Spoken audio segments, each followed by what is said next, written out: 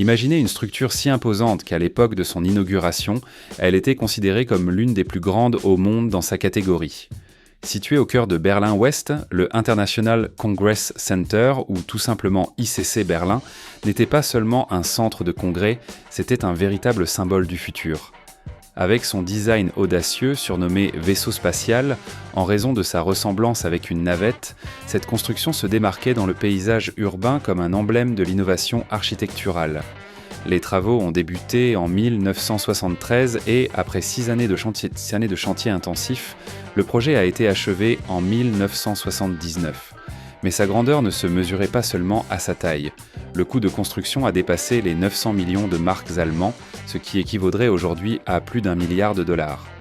Ce n'était pas simplement une démonstration de richesse, mais une stratégie claire, positionner Berlin-Ouest comme un véritable pôle mondial des affaires, des sciences et de la culture. Dans cette vidéo, nous allons explorer l'histoire fascinante de l'ICC Berlin. Lâche un like, abonne-toi et dis-nous en commentaire ce que tu en penses. Au plus fort de la guerre froide, Berlin n'était pas seulement une ville divisée par un mur de béton, mais par des idéologies qui façonnaient le monde entier. D'un côté, l'Est, sous le contrôle strict du régime communiste de la RDA, allié fidèle de l'Union soviétique. De l'autre, l'Ouest, une île capitaliste entourée d'un océan d'influence soviétique, soutenue par les États-Unis, le Royaume-Uni et la France. C'était une véritable bataille silencieuse, où chaque construction, chaque innovation, devenait un symbole de pouvoir et de résistance. C'est dans ce contexte que l'ICC Berlin émerge. Bien plus qu'un simple centre de congrès, il se transforme en un véritable acte de défi. La construction de ce projet n'était pas anodine. Elle constituait une réponse directe au Palais de la République, l'un des plus grands symboles du régime communiste à l'est de la ville. Si l'Est affichait sa puissance à travers des bâtiments monumentaux, l'Ouest devait ériger quelque chose d'encore plus grand, plus moderne et technologiquement avancé. Chaque ligne futuriste de l'ICC, chaque structure métallique imposante portait un message clair. L'Occident était en avance non seulement sur le plan technologique, mais aussi en matière de liberté de pensée et d'innovation scientifique. Le conflit allait bien au-delà des armes ou de la politique. C'était une guerre d'idées, de progrès et de visions d'avenir. L'ICC Berlin symbolisait précisément cela. Un Berlin-Ouest qui refusait de se laisser éclipser. C'était une démonstration claire que, même entourée par un territoire hostile, la ville pouvait rester un centre pertinent, dynamique et surtout libre. Il ne s'est pas seulement distingué par sa taille ou par le contexte politique dans lequel il a été construit, mais aussi par le fait d'être une véritable œuvre d'art, d'ingénierie et d'architecture. À la tête de ce projet ambitieux se trouvaient les célèbres architectes Ralf Schuller et Ursulina Schuller-Witte, un couple visionnaire qui a relevé le défi de créer quelque chose de fonctionnel tout en étant symboliquement puissant. Le design de l'ICC était une fusion audacieuse de deux écoles architecturales totalement distinctes, mais qui se complétaient de manière impressionnante. D'un côté, le brutalisme, connu pour son utilisation massive du béton, ses formes géométriques rigides et son esthétique presque intransigeante. De l'autre, l'influence du style high-tech, avec ses poutres métalliques apparentes, ses systèmes mécaniques visibles et son esthétique futuriste directement inspirée de la science-fiction. Ce mélange a donné naissance à des éléments qui ne passaient pas inaperçus. Les poutres d'acier exposées, par exemple, n'étaient pas de simples structures de soutien. Elles étaient une véritable célébration de l'ingénierie, visible de tous et transformée en symbole du pouvoir technologique occidental. À l'intérieur, l'atmosphère évoquait le cinéma, avec des couloirs et des espaces qui rappelaient les décors de films comme Star Wars ou Star Trek. Se promener dans le bâtiment donnait l'impression d'être plongé dans un univers futuriste, rempli d'innovations en avance sur leur temps. Un autre élément remarquable était le système d'éclairage, conçu par l'artiste berlinois Frank Ehring.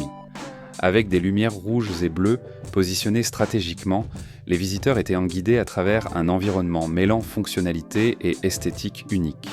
Et au cœur de l'édifice, la sculpture centrale intitulée The Brain volait littéralement la vedette.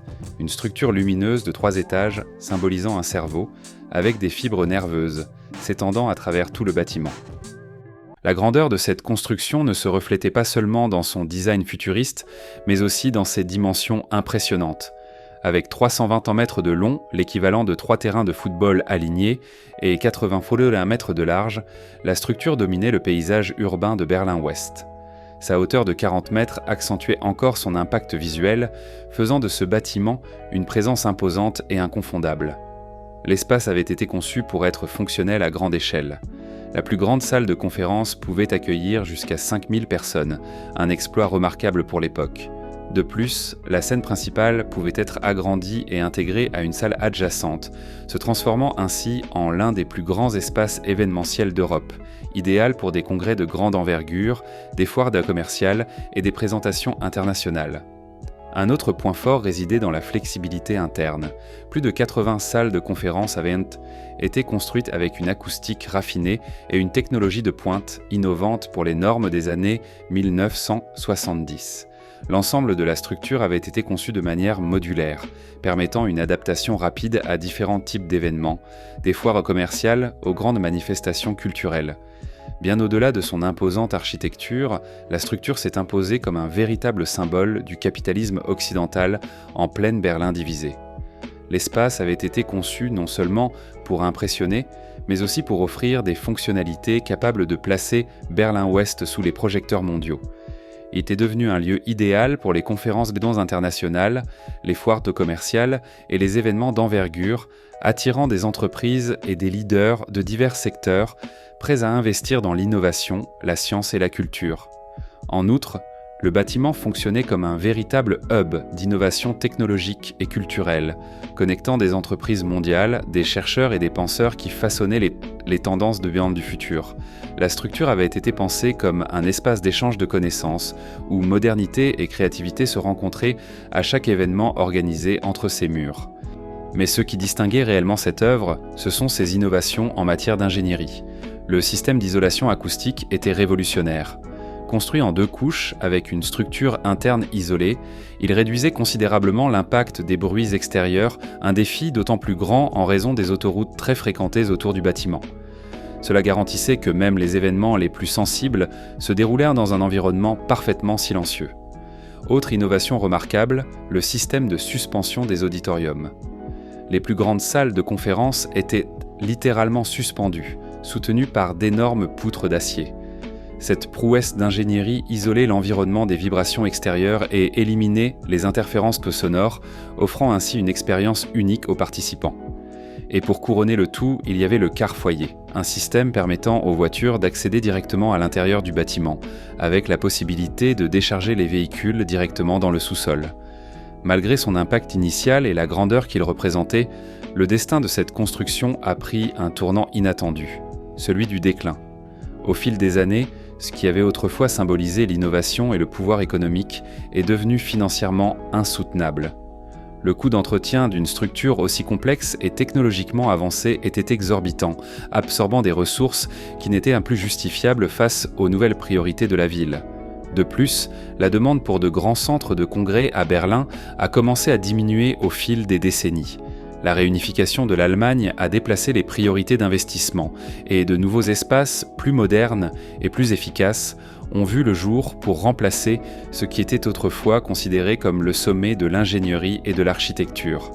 En 2014, le site a officiellement fermé ses portes et a entamé une période d'abandon. Cependant, même fermé, il a trouvé de nouvelles fonctions en temps de crise. Lors des crises migratoires, il a servi de refuge temporaire pour les personnes déplacées, offrant un abri sûr à ceux qui cherchaient une nouvelle vie en Allemagne. Des années plus tard, pendant la pandémie de Covid-19, la structure a été adaptée pour devenir un centre de vaccination, aidant des milliers de personnes à un moment crucial de la santé publique. L'espace a également connu de brefs moments de renaissance culturelle, étant utilisé pour des expositions d'art et des événements culturels, rappelant son rôle initial en tant que centre d'innovation et de partage d'idées. En 2019, le bâtiment a reçu une reconnaissance qui a changé le cours de son histoire. Il a été officiellement déclaré patrimoine historique en raison de sa valeur architecturale unique et de son importance culturelle pour Berlin et le monde entier. Ce statut a empêché toute tentative de démolition, transformant la structure en un symbole préservé du passé, mais aussi en une opportunité pour l'avenir. Avec cette nouvelle perspective, la ville de Berlin a lancé un concours international visant à revitaliser l'espace. L'objectif n'était pas seulement de restaurer le bâtiment, mais de le réinventer pour répondre aux besoins du XXIe siècle. Entreprises et investisseurs ont été invités à proposer des projets innovants respectant les héritages de la construction, tout en offrant une nouvelle vocation au bâtiment. La récompense, une concession gratuite de 99 ans pour le projet le plus créatif et le plus viable, avec une exigence fondamentale. L'espace devait rester accessible au public et préserver sa structure originale. Si vous avez aimé cette vidéo, laissez un like, abonnez-vous à la chaîne et dites-nous en commentaire ce qui vous a le plus impressionné dans cette histoire. À bientôt.